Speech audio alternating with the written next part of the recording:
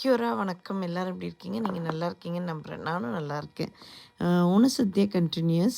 என்னுடைய நெருங்கிய நண்பர் என் கூட வேலை பார்க்குறவங்க வீட்ல வந்து ஓணசத்யாக்கு இன்வைட் பண்ணியிருந்தாங்க. அங்க போனப்போ அவருடைய 10 வயசு ஒரு பையன் வந்து இந்த பூக்கோலம் போட்டிருந்தான். அதாவது கேரளால வந்து இந்த அத்தைப்பூன்னு சொல்லுவாங்க.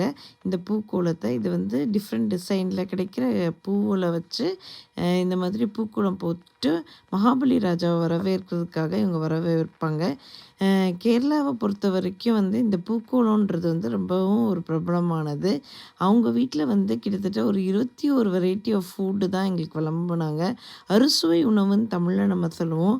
இனிப்பு, உவர்ப்பு, கார்ப்பு, கசப்பு, புளிப்பு, துவர்ப்பு இதை 6 சுவைகளுக்கு அடங்கியது தான் எல்லா உணவுகளும். இந்த உணவுகளுக்கு வந்து ஒரு பேர் குடுத்த மாதிரி நம்ம வந்து ஒரு பேர் அவியல், காளான், துவரன்னு நம்ம நெறைய பேர் குடுத்து அத வந்து நம்ம சாப்பிடுறோம். அப்படியாக சாப்பிட்ட ஒரு அறுசுவை உணவு தான் இது.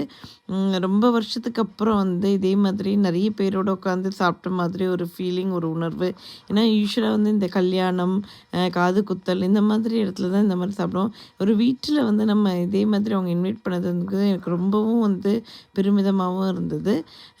ஸோ இந்த வீடியோவ நீங்க பார்த்துருந்தீங்கன்னா வந்து இந்த சுவை பத்தி தெரிஞ்சிருப்பீங்க. ஓண சദ്യய பத்தி தெரிஞ்சிருப்பீங்க. Lots of love. Stay safe everyone. Bye for now.